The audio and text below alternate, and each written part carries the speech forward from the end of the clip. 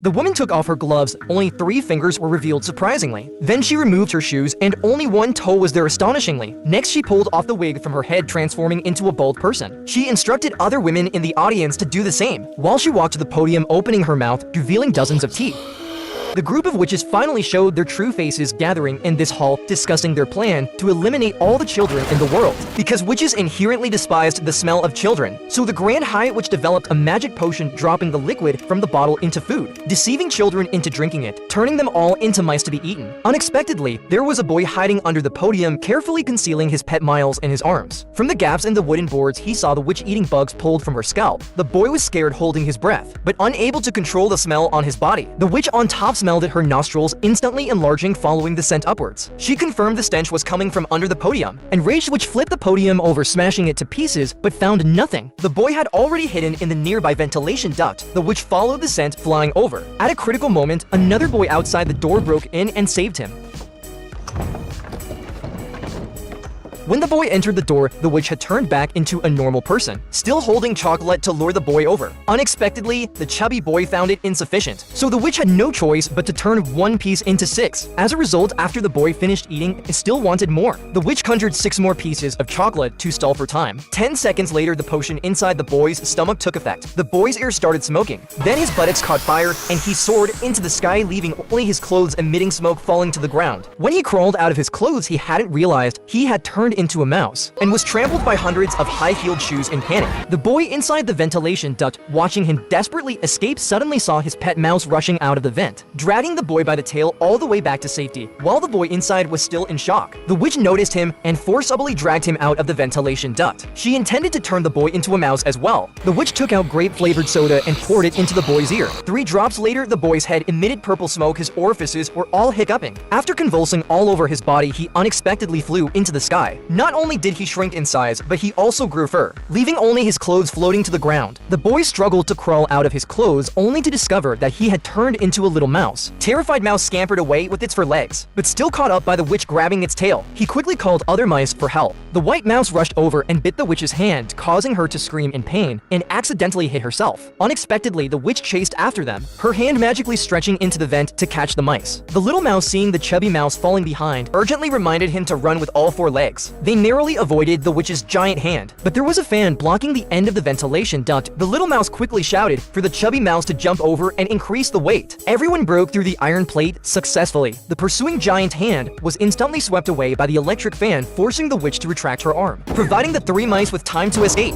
Unexpectedly, the final exit led to the kitchen. Being discovered here was no better than being caught by the witch. At this moment, the little mouse saw another vent across the kitchen. He quickly led the other 2 to climb along the metal frame, successfully reaching the other end of the kitchen's duct. He planned to take everyone to the 4th floor of the hotel to find his grandmother, because his grandmother was a wizard and only she would believe his words. The little mouse crouched at the elevator entrance, hearing that there happened to be a guest going to the 4th floor. He quickly slipped into the elevator with the other 2. The 3 mice hid in the guest's bag. The little mouse finally found his grandmother's door. When he frantically knocked on the door, he realized that a mouse's strength was too weak to make his grandmother open the door. He could only ring the doorbell, so he led the other 2 along the wall to the bottom of the doorbell. But the mouse's height was still insufficient. The little mouse quickly called the chubby mouse to stand on his feet. After climbing up, he pulled up the lightest white mouse to make it jump. Finally, they barely reached the doorbell. Now the 3 mice could safely return the way they came. Unexpectedly, they were seen by a cleaner on the way back, and the cleaner let out a scream, chasing them with a broom and a frenzy. Luckily, the little Miles is smart enough. At the moment his grandmother opened the door, he led everyone to rush into the room. He waited for the cleaner to leave, then shouted and screamed to attract his grandmother's attention, jumping onto her hand. The little mouse told his grandmother about the witches using a potion to turn children into mice. Unexpectedly, the witch lived downstairs from his grandmother, unable to bear watching all the children turn into mice. His grandmother decided to steal the potion with the little mouse and make an antidote. Grandma asked little mouse to help her steal something. She placed little mouse inside a half-knitted sock, then held the end of the sock's yarn and slowly sent it down to the balcony below. As soon as the sock touched the ground, little mouse inside rushed out. He quickly climbed onto the sofa in the room. After throwing the pillow on the ground, he stepped on the pillow and jumped onto the table. He wanted to steal the magic potion on the table, with the scent attracting him. He climbed to the edge of the plate where a potion was, used his 2 claws to pull it, and the potion was flung to the ground. At this moment, someone entered the room. Hastily, he hugged the potion and hid under the bed. Unexpectedly, he saw a woman with only 1 toe. The peculiar witch who forced forced him to drink the potion, directly turned from a little boy into a little mouse. That's why he came to steal the potion to make an antidote. Taking advantage of the witch's inattention, he quickly ran back to the sock with the potion. His grandma pulled the sock up, but Little Mouse was grabbed by the witch just as he reached halfway. Terrified Little Mouse dared not move. Fortunately, Grandma was clever, knowing that the witch disliked children. She falsely claimed that it was her grandson's sock, successfully making the witch release her grip in disgust. The sock was finally pulled up, and Little Mouse quickly brought the potion to his grandma, allowing his grandma to help make the antidote. Unexpectedly, Grandma added drops of essential oils, one after another, causing the potion to stir itself. Thinking that it could succeed on the first try, the potion turned directly into black, even more toxic. He and others no longer turned back into children. But if they didn't stop the witch from using the potion, all the children in the world would turn into mice. So the little mouse had a bold idea. He wanted to pour the potion into the soup the witch would drink. He quietly sneaked into the kitchen, placed the potion on the soup ladle. As long as he lifted one end of the ladle, the potion would slide down the other end of the ladle. That's why Little Mouse was jumping now, smoothly kicking the potion into the soup. Next, he just needed to hide in his grandma's bag. Followed his grandma to the restaurant to watch the show. Unexpectedly, he seized the right moment. Today, dozens of witches gathered for dinner and soup. Soon one witch convulsed and shot up into the air, transforming into a mouse and falling down, then the second and the third. The witches in the restaurant all turned into mice and scurried around. Except for the Grand High Witch. She hadn't had the chance to drink the soup yet, but she couldn't save her companions either. Grandma was afraid the witch would realize and catch her, quickly escaped from the restaurant. Taking the opportunity, she rushed to the witch's room to eliminate the remaining potion. Unexpectedly, she was caught by the witch who arrived.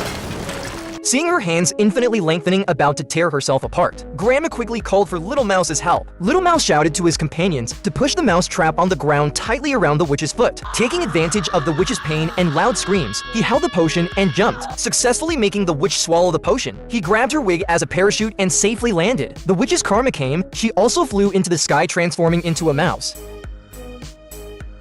But Little Mouse turned around and saw that the witch now was larger than a basketball, still chasing after him to bite. Fortunately, Grandma quickly covered her with a flower vase, and the crisis was finally averted. Grandma opened the witch's suitcase to destroy the potion, but unexpectedly found the formula for the antidote. Little Mouse's kindness was rewarded, and everyone happily carried the suitcase away. Before leaving, they didn't forget to release the witch's pet to keep her company.